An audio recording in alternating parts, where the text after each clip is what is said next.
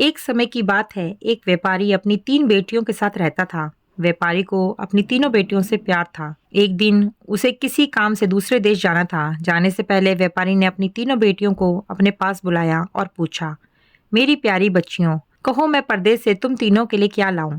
पहली बेटी ने सुंदर कपड़े, दूसरी बेटी ने गहने मंगवाए, तीसरी बेटी जिसका नाम ब्यूटी था, उसने अपने पिता से कहा कि वह उसके लिए एक गुलाब का फूल ले आए।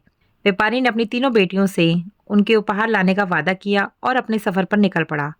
अपना काम खत्म करके व्यापारी जब अपने घर की ओर चला तो वह तूफान में फंस गया और रास्ते में भटक गया। बहुत कोशिश के बाद भी वह अपने घर का रास्ता ना ढूंढ सका। तब तक तो अंधेरा भी हो चुका था। तभी अचानक उसकी नजर एक रोशनी पर पड़ी जो दूर महल से आ रही थी। व्यापारी ने सोचा शायद महल में उसे रात बिताने की जगह मिल जाए, इसलिए वह उस तरफ चल पड़ा। जब व्यापारी महल में पहुंचा तो महल में कोई भी नहीं था। उसने हर तरफ देखा लेकिन उसे महल में कोई नहीं मिला। आश्चर्य की बात थी कि खाने की मेज पर कई प्रकार के स्वादिष्ट व्यंजन रखे हुए थे, परंतु उसे खाने वाला कोई नहीं दिख रहा था। भोजन को देख व्यापारी की भूख और बढ़ गई थी, इसलिए उसने भरपेट खाना खाया और एक कमरे में मुलायम गद्दों पर सो गया। सुबह व्यापारी ने जब महल के बगीचे में सुंदर गुलाब खिले देखे तो उसे ब्यूटी से किया हुआ वादा याद आ गया।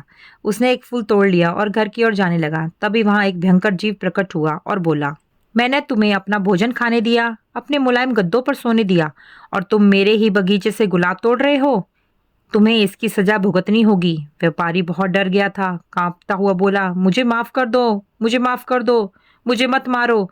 ये गुलाब मैंने अपने लिए नहीं तोड़ा, अपनी बेटी के लिए तोड़ा था। मैंने अपनी बेटी से वादा किया था कि मैं उसके लिए गुलाब का फूल लाऊंगा। ये सुनते ही राक्षस ने व्यापारी से कहा कि वह एक शर्त पर उसे छोड़ेगा। उसे अपनी बेटी को महल में भेजना होगा।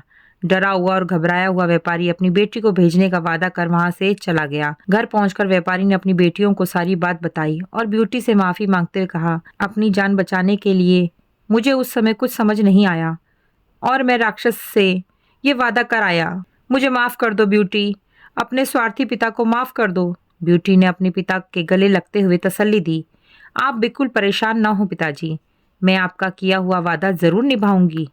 ब्यूटी जब महल पहुंची तो वह बहुत घबराई हुई थी। राक्षस का भयंकर चेहरा देखकर वह बहुत डर गई, लेकिन राक्षस ने उसका खुले दिल से स्वागत किया। राक्षस ने उसे रहने के लिए अपने महल का सबसे अच्छा कमरा दिया और जब ब्यूटी आग के सामने बैठकर कढ़ाई करती तब राक्षस उसके पास घंटों तक बैठा रहता और उसे निहारता रहता। धीरे धीरे दोनों को एक दूसरे का साथ अच्छा लगने लगा और वह अच्छे दोस्त बन गए। अब वह दोनों सारा सारा दिन एक दूसरे से बातें करते और खुश रहते। राक्षस को ब्यूटी बहुत अच्छी लगती थी और वह उससे शादी करना चाहता था, लेकिन डरता था कि ब्यूटी एक राक्षस से कभी शादी नहीं करना चाहेगी। बड़ी हिम्मत जुटाकर एक दिन उसने ब्यूटी से अपने दिल की बात कहने का फैसला किया। जब वह ब्यूटी के पास पहुंचा तो देखा कि ब्यूटी अपने पिता को याद करके बहुत उदास है।